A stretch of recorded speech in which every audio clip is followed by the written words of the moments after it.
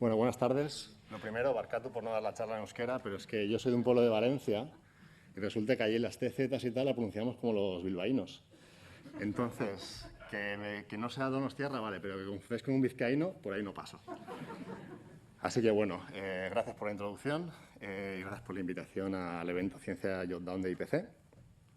Y vamos a hablar de eso, de por qué tenemos que irnos a una cueva para entender el universo. Entonces, lo primero es, no se me escucha muy bien, ¿no? Aquí mejor. Bueno, yo soy físico de partículas y nuclear, aunque eso da un poquito de miedo. Y lo primero es entender qué es la física de partículas. En física de partículas queremos entender de qué está construido el universo. Y llevamos unos cuantos años intentando hacer esto. Desde los griegos, hace 2000 años, ¿vale? Ya se preguntaban qué pasa cuando tú empiezas coges un trocito de tierra y empiezas a dividirlo, a ver hasta dónde llegas, ¿vale? De ahí es el origen del concepto de átomo. Y bueno, pues los griegos tenían sus ideas. Ellos decían que el universo estaba compuesto de 4 materias, básicamente, de 4 componentes, que tenían su forma, su tal. Y desde los griegos ahora pues hemos mejorado algo. Después de 2000 años de trabajo aquí, llegamos a tener una tabla periódica, que todos sabréis, si no estudiado, por lo menos visto en un libro de texto, que es lo que se pensaba que era la composición de la materia hasta hace unos cuantos años, ¿vale? Esto de aquí sería la parte de química, aunque algunos químicos aún están aquí, pero la mayoría están aquí. Los físicos de partículas, después de trabajar 200 años, sí, yo me meto con los químicos y vamos llegando para abajo. Los físicos de partículas no nos conformamos con esto y seguimos buscando qué hay dentro de los átomos. Y nos hemos dado cuenta de que si esto es el átomo, pues en el núcleo hay protones y neutrones, que eso sonará, pero además dentro de estos protones y neutrones hay más partículitas, ¿vale? A estas partículas le llamamos quarks, que bueno, las hemos dibujado así de forma graciosa, pero porque en realidad no sabemos cómo son, decimos que son puntos, pero bueno, ponemos estos dibujitos. Y después pues tenemos electrones y partículas parecidas, algunas de ellas son estos neutrinos, estas cosas de aquí, que son neutrinos, que van a ser un poco protagonistas de la charla de hoy, ¿vale? Bueno, y esto de aquí es algo más complejo, que son los que hacen las fuerzas, digamos. Lo dejamos ahí. Entonces, bueno, como os podéis imaginar, cuando haces una tesis no haces este dibujito de aquí, nos centramos más en hacer otros números, ¿vale? Entonces, bueno, en cuanto aparecen las matemáticas, pues tenemos celos de los matemáticos e intentamos hacer dibujitos de grafos, porque claro, molan un montón. Entonces, esto de aquí no es un grafo, no me mates, Clara, no es un grafo. Esto es más bien como el libro de instrucciones del IKEA, que nos dice cómo usar esto de aquí. Pues bueno, más o menos esto de aquí. Además, como los físicos tenemos mucha imaginación, pues a esto le llamamos diagrama pingüino. Que diréis, bueno, a ver, si 7 estrellas puede ser un oso, pues esto de aquí es un pingüino, claramente, ¿sabes? Y bueno, realmente cogemos estos dibujitos, usamos estas ecuaciones de aquí y somos capaces de predecir muy bien lo que hacen los experimentos de física de partículas, ¿vale? Esto que veis, estas curvas de aquí, son diferentes predicciones que nos dan estas ecuaciones y los puntos son resultados experimentales. Lo que nos viene a decir que realmente entendemos lo que está ocurriendo en el universo, entendemos la física de partículas, entendemos lo que ocurre dentro de nuestras partículas, ¿vale? Y entonces nos animamos y decimos, bueno, pues vamos a ver qué ocurre en el universo, ¿vale? Allá que vamos. Entonces miramos el universo y decimos, uy, pues de lo que nosotros entendemos de esta ecuación tan compleja que hay aquí, eso representa el 4% del universo. Del 96% que resta, un 21% es algo que llamamos materia oscura, porque es materia que no podemos ver. Y el otro 75% no sabemos ni lo que es, no sabemos si es materia o deja de ser, no tenemos ni idea, ¿vale? Que dices, bueno, pues vamos bien, de momento vamos bien, estamos por aquí, 2200 años, no está mal. Y vosotros pensaréis, bueno, ese 4%, solo entendemos ese 4%, pero entenderemos un montón de estas cosas, ¿verdad? Tendremos todo acorralado. Bueno, casi. Entonces, hay algunas cositas que no acabamos de entender. Como os he dicho, los protagonistas de la charla de hoy son los neutrinos, ¿vale? Que son esta parte de aquí de la tabla periódica, la física de partículas, ¿vale? Y hay cositas que no acabamos de entender. Primero, no entendemos por qué tienen la masa que tienen. Como veis, aquí hay un hueco entre el resto de partículas y los neutrinos, ¿vale? Y eso no se entiende. Y además no entendemos cómo meter estos neutrinos bien con el modelo estándar, con la ecuación que teníamos antes, ¿vale? Bueno, eso es una cosita, un detallito que no entendemos, que, bueno, parece que no es tan importante. Hay otra cosa que a lo mejor os llama más la atención, y es que cuando nos vamos a... Ahí va, perdonad. cuando nos vamos a los experimentos de física de partículas en aceleradores, que han hablado por la tele, que están reproduciendo los instantes iniciales del universo y todo esto, ¿vale? Pues resulta que ellos dicen, mira, yo fabrico una partícula, yo aquí creo partículas, lanzo protones contra protones y fabrico partículas. Y por cada partícula que fabrico su antipartícula. Si fabrico 10 partículas, 10 antipartículas. 1.000 millones de partículas, 1.000 millones de antipartículas. Y esto reproduce, y además se aniquilan entre sí y desaparecen. Vale. Pero esto nos dice al mismo tiempo que está reproduciendo los instantes iniciales del universo. Entonces, el universo se creó un universo de partículas y un universo de antipartículas, y tuvieron que desaparecer. Pero resulta que estamos aquí. Resulta que no desapareció. Entonces, según todo lo que sabemos hasta ahora, no deberíamos de existir. Y resulta que sí que existimos. Entonces tenemos aquí unos cuantos problemillas, ¿no? Y la pregunta es, bueno, ¿qué hacemos para resolver estos problemas? Pues típicamente los físicos, que no somos mucho más listos que el resto de la gente, no tenemos ni idea. Pero bueno, decimos, a ver, allá donde haya un problema, vamos a buscar por ahí. No sé si conoces este chiste, que es un señor que está buscando su cartera debajo de una farola, y se acerca a otro hombre y dice, ¿pero has perdido tu cartera aquí? Y dice, no, pero es el único sitio donde hay luz. Entonces, si la encuentro, tiene que ser aquí. Pues nosotros hacemos así.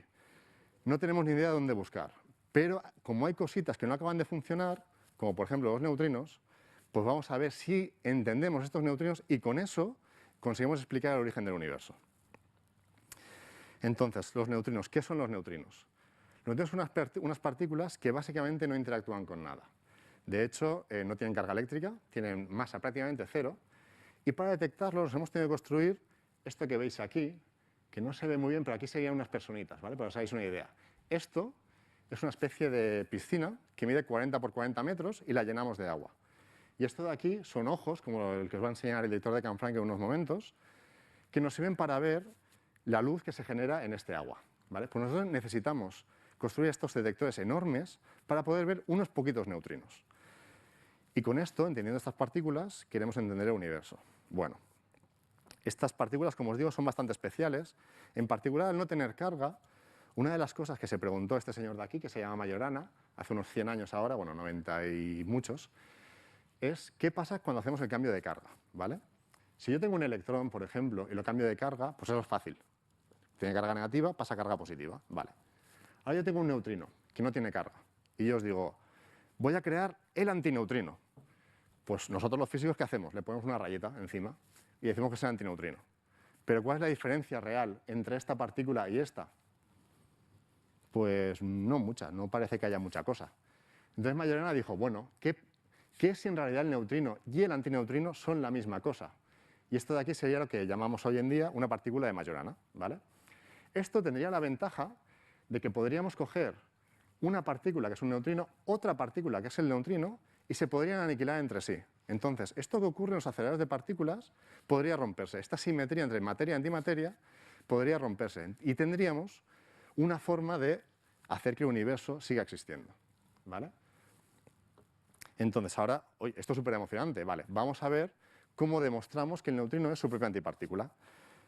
Es decir, cómo conseguimos que dos partículas que no interactúan con nada interactúen entre sí. Bueno, esto además nos ayudaría, como os digo, a resolver todos los problemas estos de por qué el universo existe, que la masa de los neutrinos y todo esto, ¿vale? Bueno, para encontrar si el neutrino es su propia antipartícula, con ayuda de los físicos teóricos, que de vez en cuando tenemos que hablar con ellos, nos han dicho que hay una desintegración que se llama desintegración doble beta, que lo que hace es que además de emitir dos electrones, que es algo que conocemos todos, emite dos neutrinos, ¿vale? Y como estos neutrinos están tan cerquita, bueno, son dos antineutrinos, pero ahora mismo nos da igual, como estos antineutrinos están tan cerquita dentro del núcleo, ¿vale? Esto ocurre dentro de los núcleos atómicos, lo que puede ocurrir es que desaparezcan del proceso, es decir, que se aniquilen entre sí. Y es lo que llamaríamos integración doble beta sin neutrinos. Y esto es lo que nosotros hacemos, esto es lo que nosotros buscamos con el experimento NEXT, ¿vale? Esto es lo que estamos dedicando nuestra carrera científica. El problema, que esto no ocurre nunca, típicamente. Es decir, ahora mismo, si cogemos un átomo de estos y tenemos que esperar a que se desintegre con este proceso, tardamos todos estos años al menos. Es decir, 10 elevado a 27 años. 27 ceros tenemos aquí. Para que os hagáis una idea, es decir, si ponemos esto en campos de fútbol, comparamos con la edad de vida del universo, el universo tiene solo 13.600 millones de años. Es decir, nos faltan todos estos ceros de aquí. Bueno, como podéis imaginar, esto no es fácil y tenemos que hacer trampa para buscar esto. Bueno, lo primero, lo primero es entender qué estamos buscando. Y lo que estamos buscando es estos dos electrones de aquí, ¿vale? Entonces, estos dos electrones de aquí tienen una energía diferente a este proceso de aquí. Digamos, la energía de estos dos sería esto, y este proceso de aquí sería todo esto de aquí. Y además, tenemos que ver dos electrones, es decir, tenemos que ver dos cosas que salen del mismo sitio y tienen pinta de electrón, ¿vale? Pues tenemos que construir un detector que sea capaz de ver estas dos cosas. Y este es el experimento NEXT. Entonces nosotros construimos un detector donde ponemos una caja, en lugar de poner un átomo, ponemos 10 elevado a 27 átomos, de forma que al menos uno de ellos al año se pueda desintegrar y podamos ver lo que ocurre dentro del detector. Entonces en este detector tenemos unos ojos que nos miden la energía, que son ojos parecidos a este, y tenemos una cámara de fotos para hacer la forma de los electrones, ¿vale? Y ver que realmente han salido del mismo sitio y son dos electrones. Entonces, con un poquito más de detalle, tenemos nuestra cajita llena de átomos, ocurre algo dentro de nuestra cajita, y lo primero que pasa es que emite luz. Ah, vale, con estos ojos tan grandes podemos saber que ha emitido luz y decimos, está pasando algo, y ponemos nuestra electrónica a trabajar.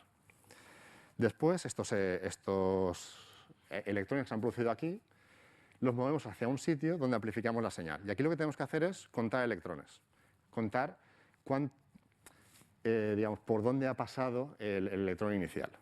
Y lo hacemos amplificando esta señal y con esto conseguimos hacer la foto de lo que ha ocurrido aquí y sumar la energía total de lo que está ocurriendo aquí. Entonces, con esto, perdón, ahí va.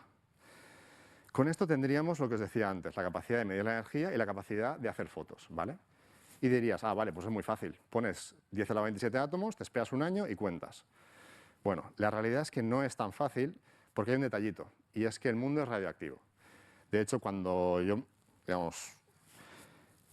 cuando hablo con mis amigos que son normales, es decir, no son físicos, les digo que los físicos no es que seamos raros, que tengamos Asperger y este tipo de cosas, sino que en realidad sabemos que la gente es radioactiva y que por eso no nos acercamos mucho a vosotros, ¿vale?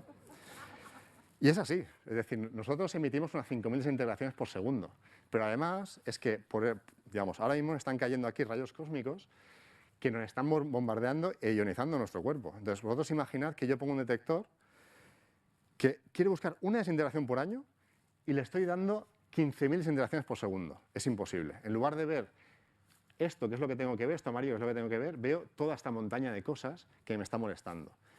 Y con eso es imposible que yo sea capaz de ver ese evento al año, que es el que estoy buscando. Entonces, para intentar hacerme la vida un poquito más fácil, que, digamos, para que os hagáis una idea del problema que tengo, es como si yo me voy aquí a la playa de la Concha e tiro un granito de arena y le digo a un amigo, vale, búscame ese granito de arena en la Concha. Es prácticamente imposible, ¿verdad? Entonces, como os digo, para hacerme la vida un poquito más fácil, hablo con el editor de Canfranc y le digo, oye, haznos un huequecillo en tu laboratorio y vamos a poner nuestro detector. ¿Y por qué me tengo que ir a Canfranc bajo una cueva? Porque eso hace que toda la radiación que me viene del espacio, si no toda, mucha de ella, me la mate la montaña. Es decir, la montaña es un escudo que evita que toda esta radiactividad, ¿vale?, llegue a mi detector. Como veis aquí se producen muchísimos rayos que esto nos están dando ahora mismo a nosotros, pero aquí está Canfranc, digamos aquí, debajo de la montaña, no llega casi radioactividad, ¿vale? Problema, que las piedras también son radioactivas.